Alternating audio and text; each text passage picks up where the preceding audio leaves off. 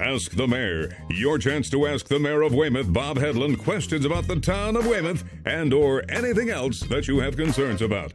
Ask the Mayor is pre-recorded. And now, here's Bob Hedlund. Welcome to Ask the Mayor. Thanks for joining us once again. And I guess this is show number 2. And with me again is our Inquisitor, and a guy that was referred to as the Troubadour of Weymouth by former town meeting, what was his title? Moderator. John Riley. John Riley called you the Troubadour. Weymouth's very own Troubadour. flattering, very flattering. Thank you, Mr. Riley. We'll have to get the Weymouth Town Council to pass a resolution giving you that official title, Weymouth's Troubadour. Why wouldn't you? Would you bring your guitar for some show and maybe serenade our viewers at some point? I would be honored to offer a little musical entertainment in the context of this talk forum that we're establishing. Yes, I will mix it up because we have that ability thanks to our friends at Weymouth Educational Maybe you could, Television. I know you've done a lot of theme songs for people. Maybe you could do produce a theme song for the show. Well, in fact, Mary Heinrichs, who's our executive producer, and I already talked about the liner I wrote for your ATT show calling Headland. I thought that would be a perfect opener for our show, but we missed for those of you who don't know, there's a phrase called building the plane as we fly it. That's what we're doing with this TV show. So we missed the pre-production meeting. I would have offered that as an opportunity. I want to compliment you on your wardrobe today, too. I haven't changed since last week when we filmed this. Oh, you wore the same tie last week. It looked familiar. And socks and underpants, as a matter of fact, just so you know. Excellent. Why wouldn't Now, I just want to, a little depart. We're filming this in the mayor's office at Town Hall, which is really the people of Weymouth's office. We have an open door policy here. This is the people's building. But there's a fireplace behind our Inquisitor. Maybe that's why I'm so hot in here. And usually if I have to take a photo with a visitor, we do it in front of the fireplace. And I've had a little bit of a souvenir from my days in the Senate. The most recent 2015-2016 class photo of the Massachusetts Senate.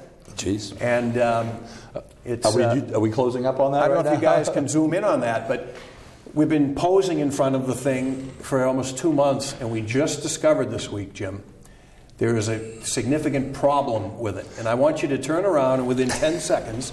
I don't have to turn around. I'm going to guess you're not in it. No, I am actually photoshopped in it. Okay, hold on. Let's see. I've got a little mic wired up, but the first thing... Anything unusual about that you see? There's our friend Stanley Rosenberg. My buddy was his roommate up on the hill for a number of years, Steve Martin. I am looking at... We'll have to have you expound on that later. The great Steve Martin. Geez, knee-jerk reaction, nothing looks overly unusual, to be honest with you. Maybe our viewers can... Maybe we should just... I feel like Vanna White here. I'd like to buy a vowel. I'll tell you what. We'll offer some kind of a prize to a viewer if you guys can get tight on that. Have you gotten tight on that? Well, they need the wide angle for me, I think. To the first viewer that can email us at askmayorbob@gmail.com, our email address, what they can see in the photo that is wrong. And we'll leave it at that. Come on back, Jim. Well, you didn't get it. You didn't get it. I do want to point out that on the right-hand side of this photo is Linda Dorsina Forey from Dorchester, who's representing the district that my grandfather actually represented 100 years ago, Patrick Melody.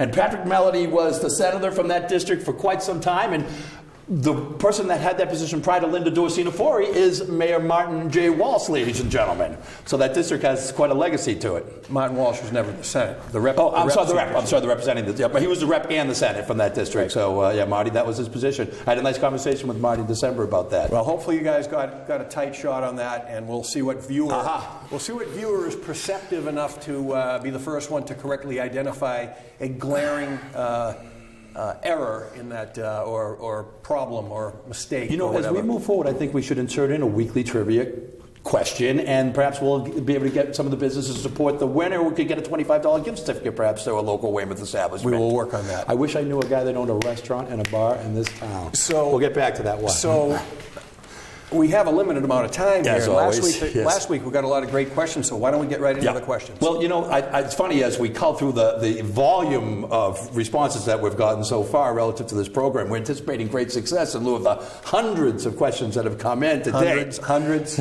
Tens, fives.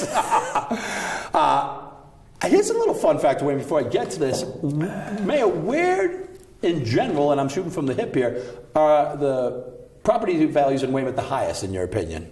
We're the highest? Yeah.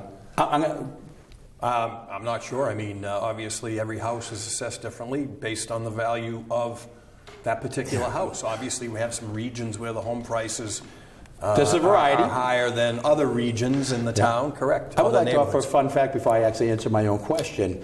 When we built our house... Your palatial estate is up well, there. I was just going to say, when we built our house in according to Jimmy Clark, when we built our house in 1996 here in Weymouth, we paid $275,000 for about a 2,100 square foot colonial. Mm-hmm. At the time, in 1997, our home valued at $275,000 was in the top 1% of home values in the town of Weymouth, according to Jimmy at that time. 1997, top 1% of home values, $275,000. Is this a question we received from someone, or is it one that you just made up inside? Same train, same track. In my experience today, which is where this question originates from, it's from Weather Vane right now as a community is where the highest real estate values are in this town, which I find phenomenally curious and interesting. It's a senior living complex, a 55-plus community, if I'm not mistaken. The Bristol family developed it, did an amazing job, but boy, talk about retaining and overachieving their value in this great town. So getting back again specifically to this question from that area, Mayor, great idea having the citizens of Weymouth being able to communicate with you on a regular basis. My wife and I live in the Weather Vane community of South Weymouth. I know you've identified Columbia Square as a hotspot on your list of to-dos. Can you be more explicit in including a timeline, which we kind of addressed last issue, but my wife and I grew up in North Weymouth in the 60s in Bicknell Square. That was always a good place to go for various needs. Now it's a pit. Any plans for that, Mayor Hedlund? Well, certainly they're making their opinions known. Which is what this show is for, exactly.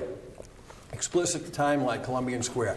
So we have access to some funding through the whole MEPA process, which is an environmental review that relates to Southfield. We talked about this last week. Sure. And I have a feeling it's going to come up continually. But community meeting March 15th, talk about phase one, what we're calling phase one, which is the parking lot rebuilding out back and reconstruction and some other... Back of Columbian Square, yeah. Exactly. I drive through, that's a landmine full of potholes and trouble. That'll be phase one. Hopefully next year we can get into phase two, which would be the rehabilitation of the square itself and the traffic mitigation issues and traffic improvements, which may include lights. We're updating our traffic data. We have to engage a traffic consultant to give us some data on whether or not lights will actually function down there, sure, not cause more backups and more problems with all the emergency vehicles. We're bringing South Shore Hospital into the discussion in a number of ways. Excellent. And that's a pretty explicit timeline. So this year, by this spring, we'll have construction of the parking lot complete, and next year, hopefully we can, if all the ducks line up with funding, with L-STAR's participation again, at least have definitive design work in place. That would be my goal. That might be overly aggressive. I'm still, in many ways, in this job in private sector mode, and I can tell you that things move much slowly in government than they do in the private sector, so that's a problem. But that would be my goal, would be, we can have some design work done for the second phase next year. Excellent. And thoughts on Bicknell Square, of course. I had an office in Bicknell Square for, 15 years. Yeah, sure, right, very familiar with the neighborhood. We do have some improvements coming once the bridge is done. We also, as part of that, it's not the same contract, but we're hoping we can kind of coordinate the rehabilitation of Route 3A Bridge Street. We do have the state engaged in that. There is movement on that. It's going to happen. You're going to see Bridge Street reconstructed. I think the road is probably going to be widened. Right now, as you travel that road, it gets tight if you get a bus on 3A or a truck. or C Street? On 3A. Okay. And improvements to sidewalks, lighting, curbing, and some aesthetics like plantings and things like that. We are looking, our new planner who just started is excited about looking at some zoning issues as they relate to Bridge Street that might give us some tools to attract some different kind of businesses. And bring some improvement. That's the goal. So that's the short answer there. As a veteran of Central Square, which is right down the road here, I grew up not more than half a mile from where we sit as we do the show. Bicknell Square was always sounding kind of an anomaly for me. So I'm curious, how is Bicknell Square defined? Does it include C Street and the post office and down to the funeral home, or is it I always was curious because it's on 3A and it's such a main drag. I don't know if there's a specific definition. That's a really good question, but I would consider. That whole in C Street included. Yeah, up C Street, yeah, up Bridge Street. Yeah. I would think that even people who live on the side streets would consider themselves residents of Bicknell Square, the way people in Jackson Square, and I sometimes say I'm in the Landing, even though I'm very far from the Landing. Right. But I'm in the 88 zip code, so for ease of description, say I'm in the Landing. It's like my cousin who lives. And you are in Hidden City. The old Hidden City. But I was going to say it's like my cousin who lives in Plymouth and tells everybody she lives on the Cape. Paula from Weymouth asked Bob, some gas lines on the street are over 75 years old and need replacing. Just a few years ago, they replaced the water lines. Why don't utility companies coordinate instead of tearing up and replacing roads every few years? Why are they done kind of as individual acts? This is the one question I was able to get a sneak peek at. So this is the first one I got a cheat sheet with, but it was a great question, and it's a question that I had and have had as a resident, prior to getting sworn in as mayor. And I was aware of a situation that happened in proximity to Bicknell Square some years ago, where there was some very poor quality work done by a subcontractor, I think, of the either the gas company. I think it was the gas company. And what we learned, myself, my landlord, and some abutters, was that there was really no performance bond or surety that was required of the contractor. And he kind of got away scot-free with an inferior job because the road collapsed later. Oh, geez. To the point where if you visited some of the merchants on C Street, you couldn't open your door of your car. It would hit the curb. The road sunk so low. Ouch. So I've made inquiries to DPW where we are with that, because I'm concerned right now people who travel through Jackson Square see a significant amount of work being done by the utilities, where you see the new lines being put in. And I wanted to know what we were doing to kind of hold them accountable. And DPW is in the process right now of crafting some new rules regarding the opening of streets. They have held recently of the week that we're taping this segment, coordinating meetings with the utilities to look at what streets we have in town that are going to be worked on, that we have to work on, and trying to get a schedule of what the utilities have planned for work, replacing of gas lines, et cetera, and to see if we can coordinate that work. So in other words, the town doesn't want to pave a street or do a water line if in fact, or a sewer line, if in fact the gas company has to replace a line on that very same street. Yeah, sure. So there's some coordination. The problem we run into is that sometimes for planning purposes, it's based around what your capital budget is. We know what our needs are, but sometimes we can't coordinate how we're able to get the funding to do the particular road work. So that's what throws off the coordination to a degree. Sure. But she asked a great question. It's one that I often think of when I drive around town. You see a new street, next thing you know, you see it cut open. Sometimes it's unavoidable. It's to fix a break. But I think the DPW is working to improve its process where they are able to hold, and they haven't been doing it, but they will be able to hold the contractors that work for the gas company that have to do street openings more accountable. Excellent. And I think anyone would agree that in the public or private sector, communication on an internal basis in every organization can always be improved. So the concept of everybody talking to each other and coordinating efforts obviously would lend itself to a more efficient process, obviously, and a probably more effective one as well. Right. But internal communication is in development, I think, in every organization, everywhere. So all the best with that, needless to say. So that's the one that I had a little cheat sheet you had on. cliff notes on. That was helpful. I want to do my, I love to always do that Keith Olbermann thing, where he throws it at the camera. And Mary, you can insert in a sound effect with glass breaking, maybe. Great question by Paula. I recognize her name, by the way. If everybody took their civic responsibility to educate themselves as a voter, we would be better off. I will tell you a quick story about that woman. I won't name her last name, okay. But when I first ran for state senate, this very woman showed up in my office one day, and I thought it was a joke at first.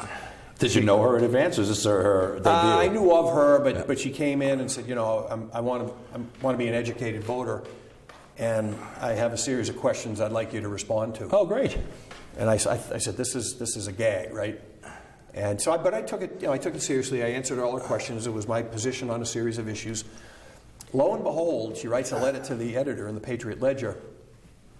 explaining how she wanted to be an informed voter, and she sent her own personal questionnaire to every candidate. She mentioned in the letter to the editor who responded, who didn't, and in subsequent years, I got the same thing from her. She takes her role as a resident and a voter very seriously. Outstanding. So, I'm not surprised that she was one of the people to ask a question early on. I'm just surprised she didn't get to us on the first show. Well, Paula, we want you on that wall. We need her on that wall, I think, keeping an eye out. Maybe we'll get her to fill in if you can't make it some week. Well, or perhaps if you're on vacation, we can have her come and sit in that chair. That might work. That might work. She might not want to leave. I keep commenting on the overall temperature, and the greenhouse effect I see has clearly reached your office. But spring is coming, Bob, and we have a question here from cousin David Lenahan asking about the planting season. When should someone consider planting their tomatoes in their garden for the springtime, in your opinion, Mayor?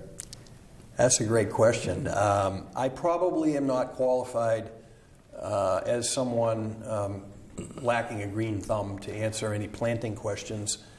If you visit my street, I get direct sunlight, and my grass is a mess. My house looks good. The shrubs are trimmed, but I can't get my grass to grow, and I've got retirees on 3 sides of me that obsess about their lawn. The Emerald City. Yes, and they're out there constantly, and I have received a few pointers from them, but I haven't been able to implement those pointers. I need water. They all have wells. I don't have a well. Ouch. I abide by our water regulations about watering the lawn, which obviously is an issue. But I would suggest that Cousin Lenny consult with some of my neighbors on his question, and he'll be well served. And of course, I know I speak for Kenny Morse, who's running the water department, and I say thank you for observing the rules and regulations as they're put forth regarding the town's water supply and your utilization of it. You know, as a kid, I sold seeds door to door one summer. As probably like 6th grade, I saw in a comic book or something, mail order box of seeds, and it was lucrative. You know, you went around, little kid going around the neighborhood, the old ladies would buy a 50-cent bag of seeds. Some would just buy it to buy it. Others would actually use them. And I decided that summer, that year, to plant. I think it was probably 6th graders. I said plant carrots and cucumbers. I was so excited they started coming through. And my father, possibly had a few too many to quench his thirst that particular day. It's been known to happen. Ran the lawnmower over my cucumber as they were starting to come through. We had a little lack of communication about maybe what I was doing out there with my first attempt at having a green thumb. I think Cousin Lenny, that set me back forever after that. That's a heartbreaker, Bob. I'm very sorry to hear of that, by the way. And so I never got to harvest my cucumbers. And it probably curtailed your career in agricultural industries as you look to move forward as well. So tough story, but it looks like you've gotten through it and you've gone on to a different career and with some success there. So congratulations.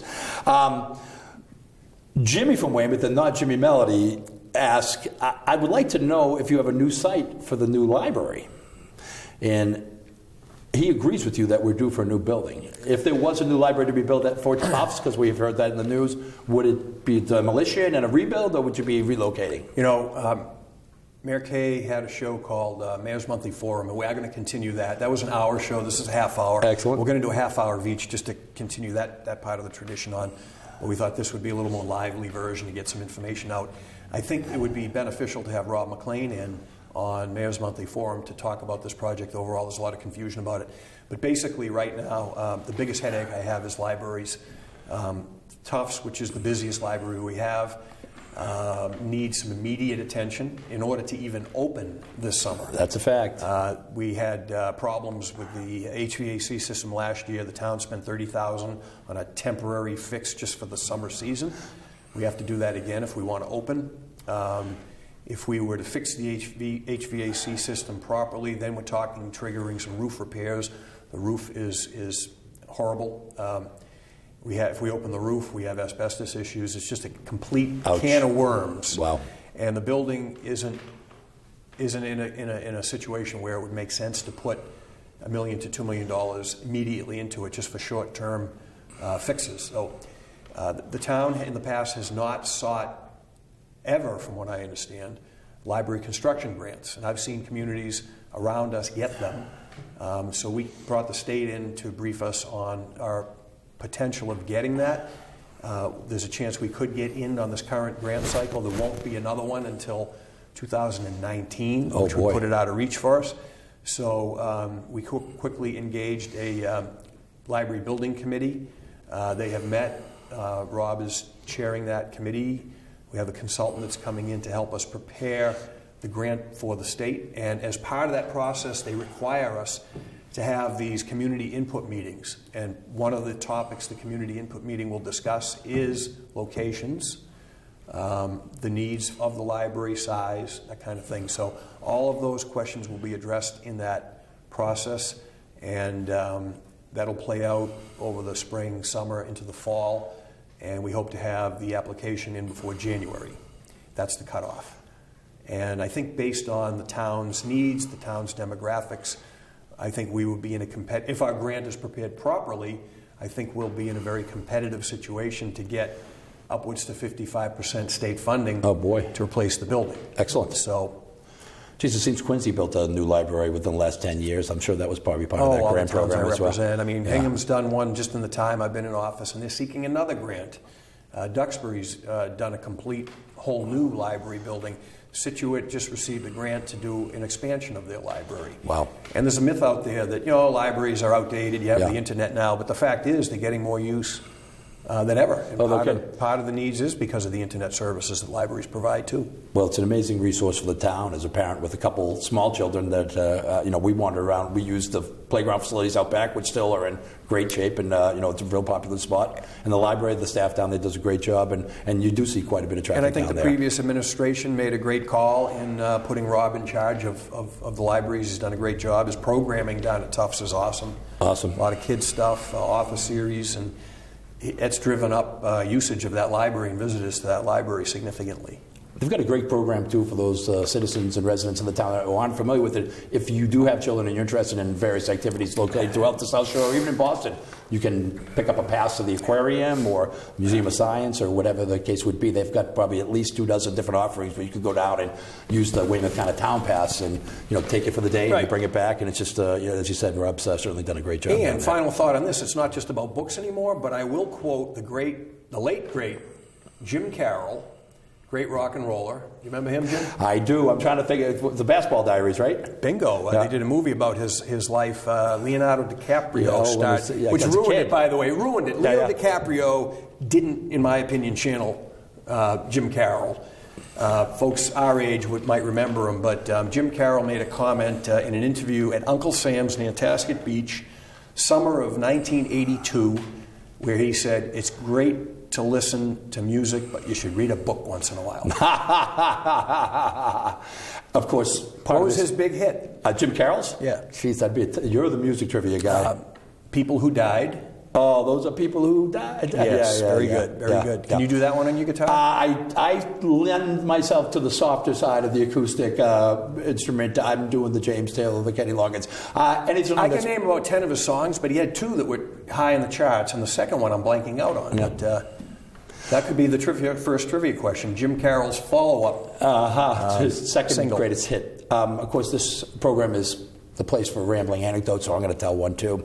Can you guys Google that for me before the show ends, so I can, because it's going to drive me crazy. The last time the Celtics won the NBA championship 4 or 5 years ago, Jimmy Sullivan, one of the great Weymouth residents, had season tickets, and he took in a couple other Weymouth residents, Billy Jackson, Jimmy Reddish, and I all went in, and we had dinner at Neptune prior to going over, and we sat in the North End, which is a great spot if you haven't been, and we sat beside Leonardo DiCaprio, and at the time he was dating Bar Raffaelli, who was on the cover of Sports Illustrated at that time. You know what that DiCaprio anecdote does absolutely nothing for me. I'm telling you, he was the nicest guy. We sat literally right beside him. He could have been a nicer guy, and we didn't bother him during dinner. But what was he in? The film that was the gangster film that was filmed in Boston, The Town, or the he was in The Departed, of course. But he was shooting. Remember that? He just didn't fit, man. He had the bogus Boston accent. It didn't work, man. It didn't work. We're going to disagree on many things. Agree on more. All right, I'm sure. This isn't the movie loft. This isn't the screening room with Bob Icardi. Let's get to the next question. He's a great guy. Well, coincidentally, which was what my purposeful segue was all about, is Another question from Columbia Square in South Weymouth. Little Jason Thayer writes in that he's a big fan of the Cameo and goes there regularly and views it as a real jewel in the crown of some of the Weymouth institutions. Are you a movie fan, and what is your favorite movie? I guess I'm a movie fan. I just haven't gone. I think I've seen 2 movies in the last 5 years in the theater. One was a kids' movie with my son. It was actually not bad. Norm of the North. Oh, you saw that not so long ago? Actually, that's pretty sad that I'm telling you. That was the last movie that I've seen. That's pretty recent. And then, what was the Bulger movie? Oh, geez. The Whitey Bulger movie was... The recent one. I know. I the don't English recall. guy played I didn't see Bulger. it. Yeah, no, Black Mass, Mass, yeah, Johnny thank Depp. you. Why was I Black? No, Johnny Depp played Bulger. Yes, I saw that one. I found that interesting. You know, obviously having served with Bill Bulger and lived through that whole period when and had some South Boston connections at that period. Actually, a friend of mine I used to hang around with, who lived across the street from Bill Bulger when all that was happening. Oh boy! When Whitey went on that, we went and saw the movie together because we always talked about it and wanted to see what we recognized and stuff. I thought the movie was okay. Any Billy Bulger anecdotes that you would care to relay? Lots of them. Good guy, bad guy, somewhere in the middle? No, actually, we'll have to ask that question in a later show about how the different Senate presidents were during my tenure. But sure. The way he had a reputation of running, short version, he had a reputation of running the Senate with an iron fist, and I kind of ran against him and campaigned against him. Yeah, different parties. In that sense, about rules reform. Yeah. But actually, he empowered individual members more than anyone since. Oh, boy. And actually, the process worked better under him. You know, he didn't micromanage. He didn't interfere in committee work. All of that's changed since then. The dynamic really changed where now the presiding officers who succeeded him started micromanaging more and more, which slowed the process down. Now, Stan Rosenberg, the new Senate president, actually was there under Bulger and understands that institutional history and is working to kind of undo some things and bring it back more to like it was under Bulger. And the irony there is Bulger was a little more social conservative and Senate President Rosenberg very liberal on social issues. In fact, our first openly gay Senate president in state history, they couldn't be more alike in some ways, but their vision on how and respect for tradition, respect for decorum is very similar. And he's trying to return that, which I applaud him for. Interesting. Well, we wish him all the best, and a good guy. And he was kind enough to come down to your swearing-in ceremony, obviously, so you guys must have a wonderful relationship. You started a little tradition on the first show about highlighting a local business. Yes, sir. I think I told you I had something more exciting for you. Yeah, please. Might be up your alley, I don't know, because you made a comment about you having a sweet tooth. Yeah. The Curse of the Conleys, my mother's maiden name, but we love our sugar. I want to give a shout out to Sally's Sweet Shop on Washington Street. Oh, that's kind of a new business, isn't it? Relatively new. I was in a panic as I was leaving the Senate just before I resigned to take this position. We have a tradition to share gifts of something from your Senate district. Oh, great. And I kind of procrastinated a little this year, and we went over there and we bought candy made in Weymouth to give to my colleagues. And it was excellent. So, oh, wow. If you're looking for, instead of going in and buying some cheesy stuff over the counter at Walmart, you want to support a local business that does some really handmade quality candy, Sally's Sweet Shop on Washington. Right down the road from St. Albert's, if I'm not mistaken. Is you that get fair out to of say? Mass. Yeah. Nice day. With Easter coming, maybe, right? Candy holiday. There you go. Get out of Mass, walk right over there. I have Just watch out for the potholes on the sidewalk. I have kind of an internal defining rod that guides me to all these bakeries and sweet shops. So yes, I have found it, and I endorse your endorsement. Yeah, I think my grandmother spoiled me as a kid, and I developed a sweet tooth too, which I have a hard time resisting. Well, if you can believe it, we're pretty much through the last 30 minutes regarding our second program, and. Any parting or final thoughts, Bob, once again, as we look to segue out? Our intrepid staff here, executive producer, the other Jim Carroll song. I mentioned It's Too Late Already, and Wicked Gravity, nope. Work Not Play, nope. Differing Touch, nope. He also did a song called Barricades, did a song called I Want the Angel. None of those are the follow-up hit that I'm thinking of, so we'll have to reveal that next show. That's going to drive me crazy. Interesting. He was down in Manhattan when I was in Manhattan. As you know, I lived in New York City from 1982 to 1995, and he was pretty much I think he died in 83. No, later than that. Was it a little later? Later than that, yeah. I remember reading about it in the Post when I was down there. Yeah, no, he was doing spoken word tours. I think he only had 3 albums. The third album tanked. But by the way, severe opiate addiction when he was in high school. He was, they say, one of the greatest white city basketball players of his era. Oh, no kidding. And was being recruited. And through that career away, through opiate addiction, which some of the after effects is what ultimately led to his death, too. So he was very unhealthy for a long time after that. Jeepers, and an early death. So let's stay away from those opiates, all viewers out there. So listen, once again, we're here to say thanks, everybody, for tuning in. Again, as I reprise my role of channeling Dana Hersey, stay tuned for McHale's Navy once this program is concluded. Any final thoughts, Mayor? Stay tuned for, I'm trying to think some of our... Stay tuned for Mayor's Monthly Forum. Thanks, everybody. We'll be looking forward to seeing you on the streets. Keep those questions coming. If you have a question, please email the mayor at askmayorbob@gmail.com. That's askmayorbob@gmail.com. Maybe your question will be answered on the next episode of Ask the Mayor.